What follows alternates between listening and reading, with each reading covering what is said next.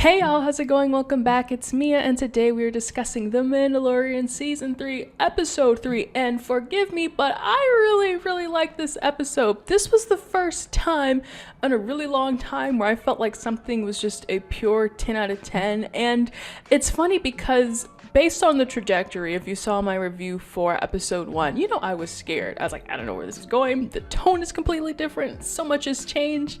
And then in 2, they redeemed themselves. And 3, I just thought this was some really awesome storytelling. And so it was just baffling to me to see some of the, I guess you could say some of the Twitter comments and stuff like that, and see how many people were not enjoying this episode. And obviously, I get it. I think the big thing is people wanted Mando to be the star of the show. They wanted Bo-Katan to be the star of the show. But I honestly think that we have gotten to the point with season 3 of The Mandalorian where we can start to kind of play around with the universe and play around with the characters who have been a part of this universe. So I think, it was an interesting choice for them to kind of sandwich the Dr. Pershing story in between, kind of what's been going on with Mando. And I actually think that's a good compromise for the story that they wanted to tell, because, listen, we were wondering what happened to Din. Would he think that he's redeemed? Yes. Okay. Are they gonna approve him? Are they gonna let him back into his group? Yes, he did. And then we'll move on in episode 4. But, it's not just like we had the Dr. Pershing story and they left that alone, because then people would be really complaining about that, because they're like, where's Din? We're not moving the story forward, blah, blah, blah, blah. So I really appreciate when you can do a good cutaway story. And I think, when it comes to something like The Mandalorian or something where you have a very limited season, you can only really use that card once, because I think that was the problem with something like The Last of Us, where they had 2 cutaway stories where they went and did flashbacks, and people, kind of complained about the pacing a bit, because it does, break up the story and you want to push things forward. And I think the Book of Boba Fett suffered from that as well, because they really could not tell, where they wanted to be time-wise. Most of it took place in the past, and then that was the story that they should have told, but instead everything built up to that grand finale where they had to defend their turf, and it just felt wrong. But I think in the grand scheme of things that this was a fine episode, and we're only 3 episodes in, so as long as things just continue to move forward and there are no more stops going on from there, I think it's fine. And I really didn't have an issue, because I just thought it was a really awesome story that they told. So yeah, before I get into the Pershing stuff, which is the part that I really like, let's talk about Din and Bo-Katan. Last we left, she rescued him from the waters in the mine, and we were I was wondering, okay, what is Bo-Katan gonna do, or how are they gonna discuss the fact that, he just got dragged, almost died at the hands of a mythosaur, or I don't know what type of paws or claws that they have. But anyway, I guess it's interesting that, when she was like, did you see anything down there? And he's like, nope, just another wonderful day bathing in the mystic rivers and mines of Mandalore. So I thought that was kind of funny that, she was like, okay, I'm gonna keep this to myself, and he doesn't have to know anything. So I think somehow she can use that to her advantage, keeping her cards close to her. But eventually, I think, I don't know, I do like kind of how at the end she saw once again the mythosaur symbol within the cave where the armor was at.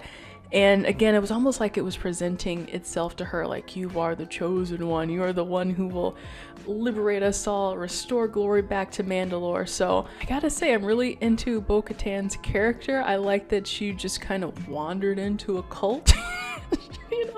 You know how that happens. You just kind of hang around with your friend, and one thing leads to another, and now you're in their cult. So I thought that was kind of funny that she's in this too. But it does make me wonder, knowing everything that she's done, and now the fact that she has a kind of a found family right now, even if they're a little crazy in the head, will she use this to her advantage to become the next ruler of Mandalore, or co-ruler if Din is going to keep the Darksaber? So I think Bo-Katan is in a really awesome position, given everything that's happened. They did kind of bomb her castle, but again, that would just be fuel for her to seek revenge and want to say, hey, I'm never gonna let them pick on us and bully us again.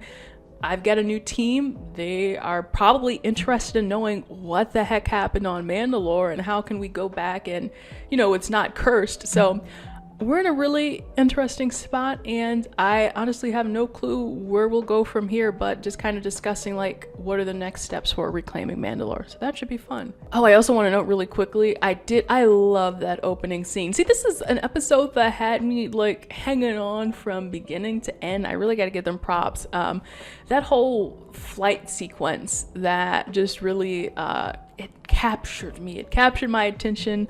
I thought that was really fun, and it reminded me a little bit of the first flight sequence that we had in space for episode 1, where it reminded me of something kind of Disney ride-esque, like Rise of the Resistance. But I love when you can kind of like it's just so good every single moment by moment while they're flying and going through the valleys, making a couple jokes and quips here. It really keeps you connected, and that was just a fun sequence. And now on to the part that a lot of people did not like apparently, but I found it to be such a good little side story, was the whole thing about Dr. Pershing. And this really opened a box of just a whole bunch of stuff to learn about what's going on in the Star Wars world.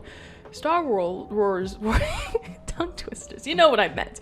Anyway, yeah, just right off the bat, it was interesting to see them kind of do. I was like, is this like a Project Paperclip for the New Republic? Yes and no. I thought what was going on was that the New Republic would be hiring Dr. Pershing for his talents in the arts of science. And what ended up happening was he became a pencil pusher, so it wasn't necessarily that. And that whole thing just had me wondering in the beginning. I was like, trying to figure out where are we going with this story, because we've had this whole arc about cloning and, figuring out within the Mandalorian, like trying to take Grogu, and maybe we really didn't know a ton, but we were like, maybe they were trying to take his midichlorians and trying to, clone and engineer a new Jedi or some kind of destructive Jedi-like weapon that the Empire could use for themselves. So it's kind of interesting. It feels like they shut down that theory, and they're like, we're not really, based off of everything that happened by the end of this kind of arc with Dr. Pershing, it looks like they're just trying to say, this is our way of saying we're done with that and we just want to focus on Mandalore. But I did think it was an interesting concept that they brought up, especially because I had mentioned earlier that the Bad Batch they also kind of touched on that cloning and the Empire using that Camino and technology to their advantage. So, and more so, like, I thought it would give us some really good answers as to kind of like what happened, like when they decided to make the Emperor come back for the sequel trilogy, especially with episode 9, The Rise of Skywalker, and maybe the idea that Snoke was a clone and the Emperor cloned himself a son and all this stuff. So I think if they had used that to show that Dr. Pershing was behind that, bridging, like I said, original trilogy to sequel trilogy, that would have been awesome. But there's still some holes there that I guess, maybe we just shouldn't pay attention to sequel trilogy at all, to be fair. Anyway, so let me just go down a list of some of the things that I did like about this sequence. Just going back to Coruscant, I love that in Andor, and they kind of course, revisited that in the series. And just going to that bubble opera theater, complete with, 2005 CGI. I don't know if that was on purpose to make it look like the prequels, or if they had just done that because they literally kind of ran out of the budget.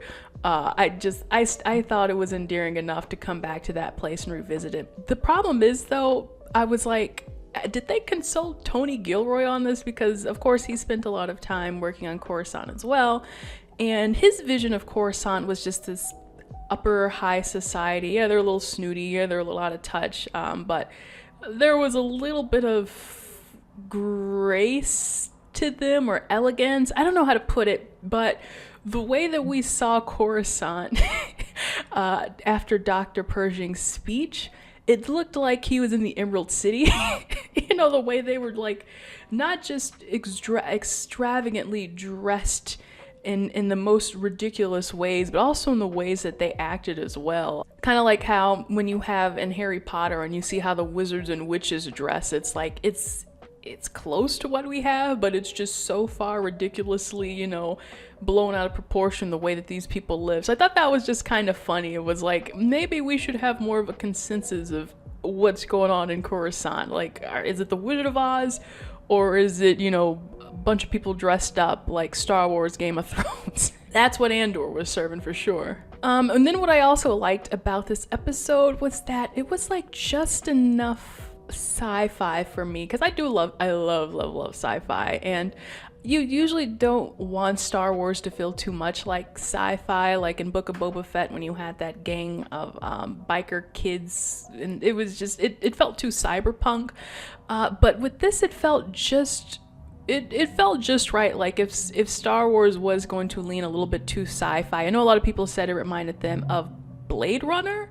And for me, it felt a little bit like Black Mirror as well, even though it wasn't 100% like the concept of Black Mirror. Again, it just kind of mimicked that sci-fi like state. And so I did enjoy the story of, kind of exploring what happens after a, imperial officer, imperial employee tries to plead for their life. What is that amnesty like? And seeing this relationship that he built with Kane, it was an interesting one because you knew there was something up, right? You knew that this can't just be out of complete animosity that she's gonna let him, go on this adventure and they're gonna get this. Now, I thought personally that somehow she was gonna double cross him in a way where maybe she just wanted that stuff for herself, or potentially I thought she was just they were both on the dark side together, or she was more on the dark side, and it's like, no, don't do that, don't corrupt our Dr. Pershing,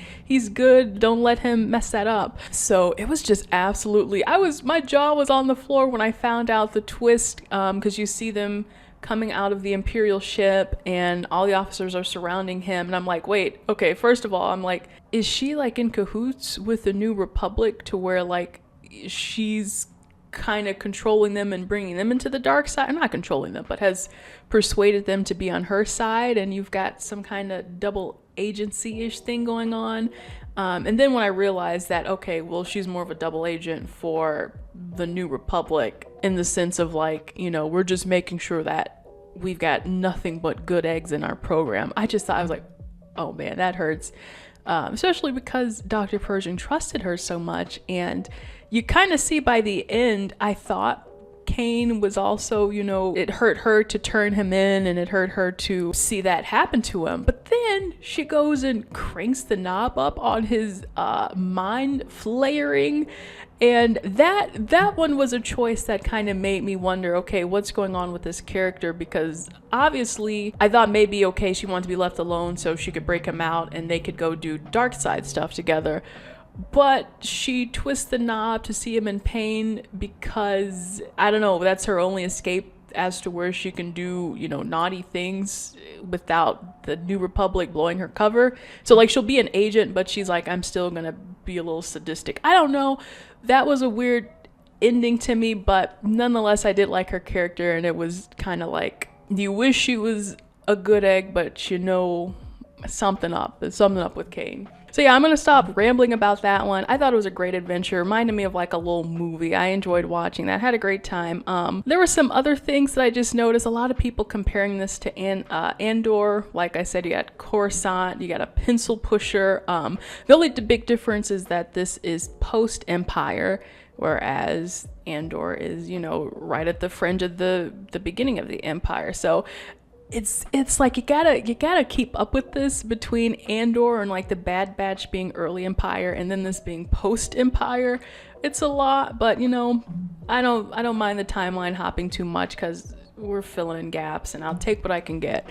The other thing is Moff Gideon, is he at large? The amnesty people, they were talking about how maybe Moff Gideon escaped his tribunal. We'll see. So I like that they dropped that little nugget there.